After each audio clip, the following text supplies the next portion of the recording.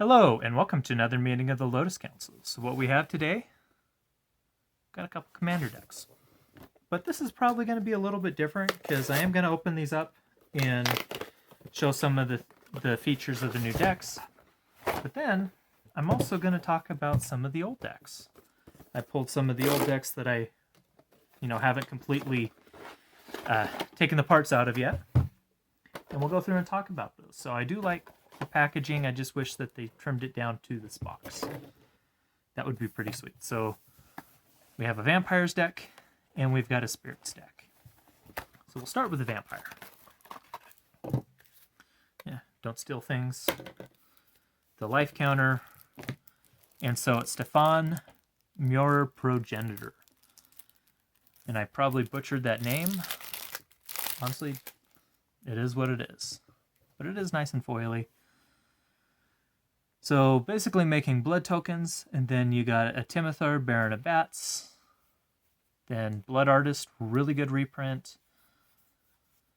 Really good sack outlet here. I don't know if that's a new one or a reprint. Vampire Nighthawk is a good one. Vandoblast is definitely good. Rakdos Charm is definitely playable. Then the mana. So let's look at the rocks. So we got Cygnet, Diamond, Charcoal Diamond, Commander Sphere, Fire Diamond, Rakdos Cygnet, and Soul Ring. Then things like Swiftfoot Boots, Obelisk, take it or leave it, and the regular lands. So this is going to be the thing that I'm going to highlight. So, yeah, we got a Command Tower, Myriad Landscape, Path of Ancestry, but then we got the Carnarium and Tainted Peak. Let's see. Lots of things here. So just kind of going through. Ooh, that's a good reprint too. Okay, just kind of going to the rest of the mana base real quick. Okay, so Exotic Orchard, honestly, that's a stable of these. We also have Forbidding Ruins, Shadow Blood Ridge, Smoldering Marsh, Temple of Malice, Temple of False God, and Unclaimed Territory, and then, of course, basics. And a thick version, and then all the tokens we could ever want, blood, bat, etc., etc. So, the thing that's really nice is what they've been doing with these mana bases. So, we'll go through and I'll show you what I mean on some of the older decks. I'll show you some of the examples. Even though they might have super spicy cards in them, honestly, I think the value is more here with these latest versions of the decks. So this one, Maleficent Restless Revenant. Jeez, I cannot talk today, y'all. Apologize for that. Let me get this open without destroying the cards. Man, not my day. Then we got a Donal. Then that's a really fun one. You put that on somebody's commander and laugh, because it just destroys them. Ghostly Prison's a good reprint. Swords to Plowshares is always a good reprint. Okay, then we got Arcane Cygnet. We got Locket, Cygnet, Sphere, the Diamonds, and Soul Ring. Then for lands, Chancery, Command Tower, Myriad Landscape, Path of Ancestry, Temple, Unclaimed Territory. We got a Plains there for some reason. So, Haunted Library, that's a pretty decent card. Going through this kind of quick. I mean, these have been out for a while, so people probably know what's in them. Basically, you're doing spirited things. Mentor of the Meek is a great reprint. A Muse, which is great. This Windborn Muse, it kind of goes along with Seedborn Muse. There's different colors. This Windborn one, though, is really good as far as things, and you can't quite see it, but there are track mark lines down the card. So creatures can't attack you unless their controller pays 2 for each creature they control that's attacking you. Yeah, that really shuts things down. Midnight Clock is a pretty decent one. Then we got a Dovin, a Geist of St. Taft, and then Moorland. So we got Exotic Orchard, Moorland Haunt, Port Town, Prairie Stream, Skycloud Expanse, Temple, Basics, and then all of the assorted lands. So You might notice that on some of these, you're getting things like Port Town that's coming in untapped, Prairie Stream, which can come in. But if it's coming in tapped, it's giving you use like Temple of Enlightenment. It's not just it coming in tapped, or like Path of Ancestry, which is allowing you to scry or bouncing in order to do more. And pretty decent mana bases. I think that the Rakdos deck here is the better of these two, just because there are a few things that I didn't highlight in the deck that are a lot better. So what am I talking about with mana bases? So here, Nature's Vengeance. So this is a C18 deck, and I think most of this is intact. I have pulled out a few cards, but again, this is going to be a Jund coloration. But let's look at the land. So this particular one, you did get the Carnarium and Gruul Turf, and then you got the slow fetches, which was great. But yeah, Swampy, Grand Backwoods, and then basics, then things like, that one's not terrible. It does something. So Forge of Heroes, it's just enters tapped and gives you a life. Forgotten Cave, I mean, Haunted Fengraf, Jungle Hollow, Kazandu Refuge, Kalani Garden. We do get a Savage Lands, which is useful. You might notice something about the base. It didn't have those duels that could enter in conditionally untapped. And that's kind of the thing I want to highlight. So, C18, Compare that to from C19 Mystic Intellect, and this one should be intact. I haven't quite pulled the goodies out of this. I did sleeve up the commanders, but yeah, straight up on top, and things like Ghostly Prison. But let's look at the mana base. So a lot of the value in this deck is solely in this card. The reason why Mystic Intellect is going for as much as it is because of a single card. I want you to keep that in the back of your mind. So we got a Locket.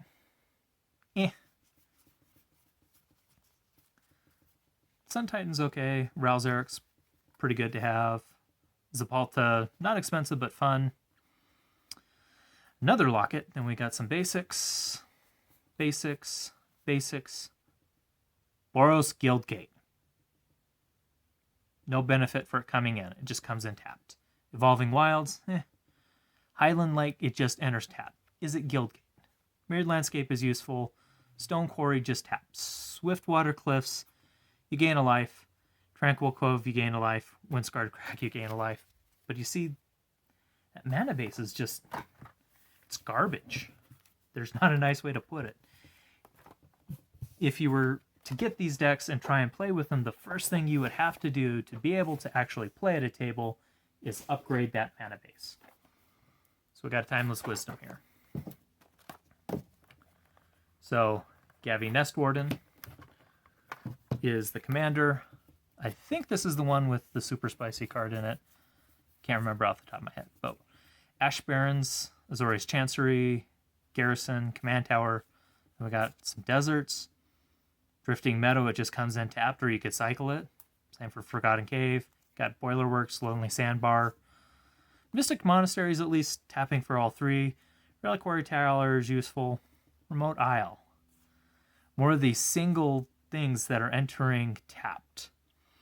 Yeah, you can cycle them. Honestly, I'd rather play basic. Temple of False Gods, some basics. Not even really anything, not even the good, like, guild gates or anything in that one. Then, yeah. All of the value is in this card for this deck. Pretty much everything else is, yes, Sun Titan reprint, that's good.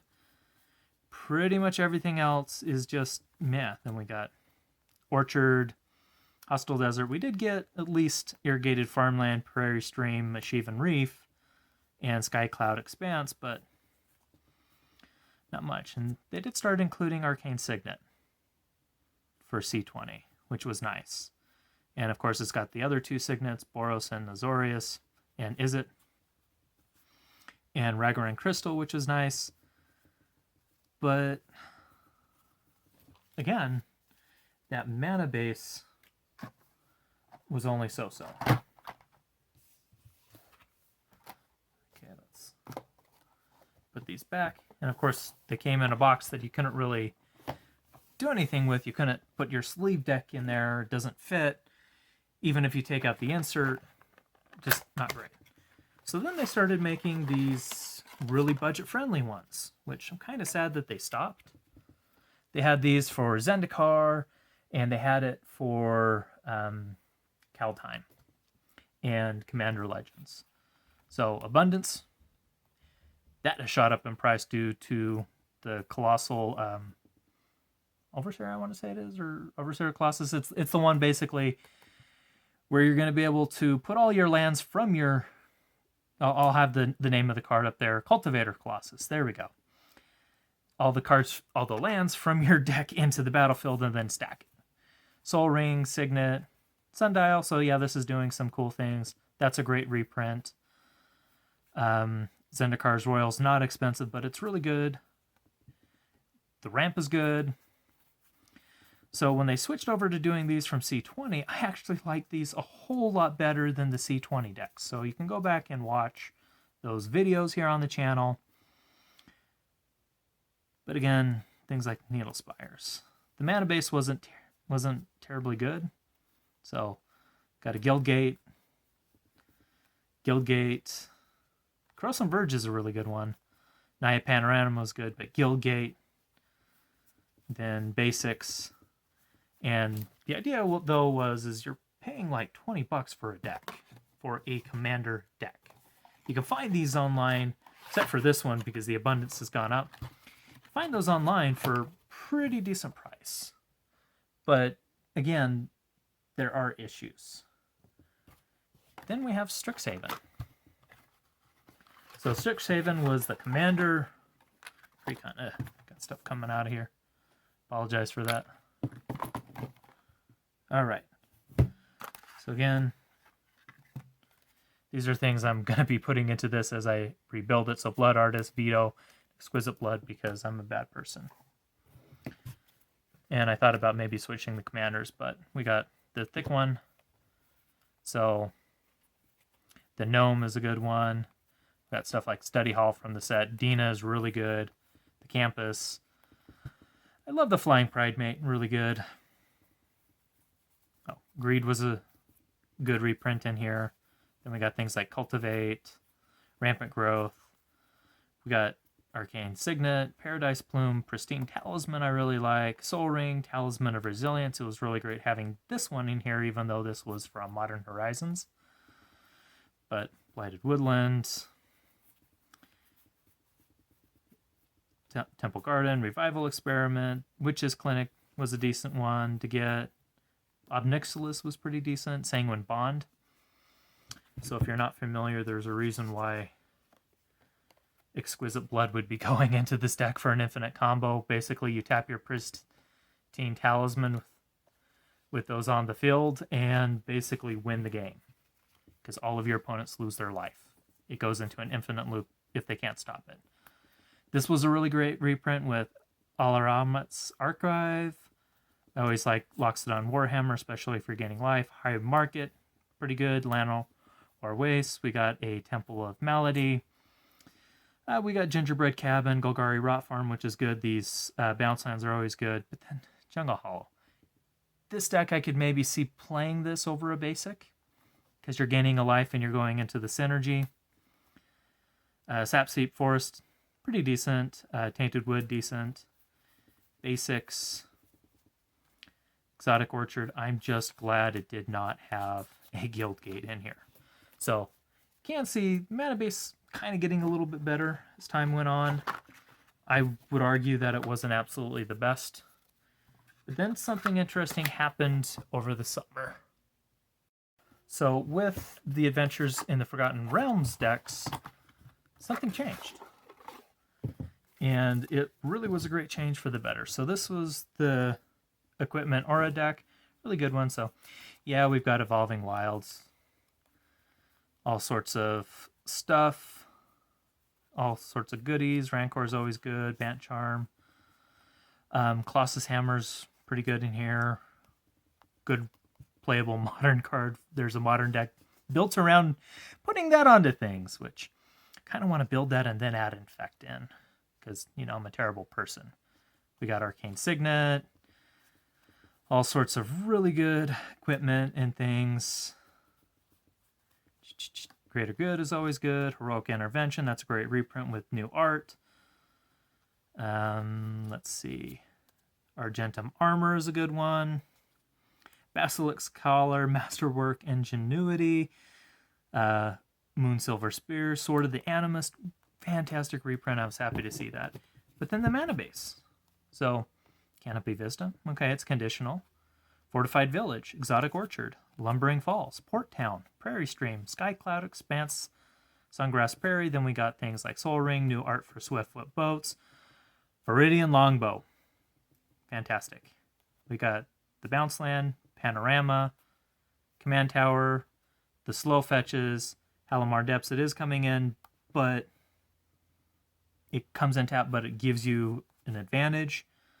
The Seaside Citadel does come in tapped, but then Simic Growth Chamber, Terramorphic Expanse, and then the Thriving Lands, which do come in tapped, but you get to choose the color, which in a 3-color deck like this is a lot more powerful than you would.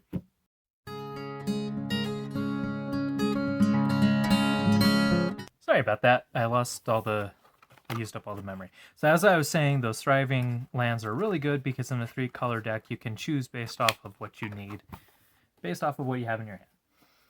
Then, of course, with the Midnight Hunt decks, these were also really good. Again, not really, that's a really good reprint though. Not a lot of like single cards that were like super, super expensive. Not like Dockside or Fierce Guardianship. You have Talisman Dominance. Bajuka Bog does come in tap, but it does something that's really important. Same for Mortuary Mire, Path of Ancestry. Then you got Tainted Isle, Unclaimed Territory. Ghouls Night Out is fun. Gorex is fun. All sorts of really good things. This is a great reprint. Rooftop Storm. Death Baron is a great reprint. Liliana was a great reprint, you know. Gisa and Garoff, even though it's not horribly expensive card, good to have. Then you got Choked Estuary, Darkwater Catacombs, Exotic Orchard, Sunken Hollow, Temple of Deceit, and Basics. So they've continued this trend of having a bit better of a mana base. So it's not the absolute best that it could possibly be. It doesn't have shocks. It doesn't have the pain fetches. I was kind of sad to see that they didn't keep including those slow fetches in there. I think that would be really good to have. Get as many reprints of those as possible. It really would have been nice, especially starting with Midnight Hunt, to start including those slow lands where if you have, it's coming in tapped unless you have 2 or more lands already in play. So turn 1, yeah, it can come in tapped. Turn 2, that's where it matters. Turn 3 and beyond, really good. So for casual commander sitting down and playing, these are really, really great cards, and there's a reason why those lands are starting to spike now and starting to go up in price, because they're really good in Standard. They're good in Pioneer. They're playable in Modern. I wouldn't say that they're the best in Modern, but they're definitely playable. And there's a lot of different options. So decks are getting better with the mana bases, and that's the important thing. So these before, it was basically all concentrated with Mystic Intellect or Timeless Wisdom into a single card, and whether or not it was actually a good deck or not, I mean, you bought it for the card, not the rest of the stuff. With these, you can actually take the base deck, and just by slotting in a very few cards, a little bit into the mana base, a little bit here, a little bit there, you can make them into something that can hang. And so I will have a future deck tech, not looking at this one, but looking at the dragon, the Gruul Dragon deck. and my changes that I've done to that. So be on the lookout for that. Well, just wanted to highlight some of these decks and show how they've changed since I've started playing Commander and the improvements that have been made. And honestly, I think if they would have kept this price point and a few upgrades, basically get rid of the guild gates and stuff, that would be a whole lot better, and include in, rather than Gruul guild gate, Game Trail. Yes, it is a little bit more expensive, but it's $1. It's not that expensive. And it's just, honestly, it's just a better option. So there are lots of improvements that have been made. The mana bases, I'm pretty happy with these because those cards are at least things that you would want to include. And honestly, those were some of the budget upgrades that I would do with decks like this, just to get it so it's playable at the beginning. Otherwise, you're dealing with, guild gates and tap lands. Not the life gain tap lands, just the tap lands. Things that don't make a lot of sense. So, well, hopefully this was a fun video for you. Keep on the lookout for more deck techs. We're going to be kind of switching gears a little bit here in the new year. Fewer product openings just because product is getting just out of control with the expenses. And honestly, we'd rather show you how to take things like a deck here, like this, and for a little bit upgrade it and make it a little bit spicier so you can actually take it to your Friday Night Magic if it's safe to play and play it and have a good time. Well, thank you for joining us, and hopefully this has been instructive along those lines. And if you want to know when we're going to have our next video, go ahead and subscribe, hit that bell notification, and join us in the Discord. And we really do appreciate you spending time with us, and we do hope to see you next time. So that's all we have for today, and our meeting is now adjourned. We hope you have a fantastic day.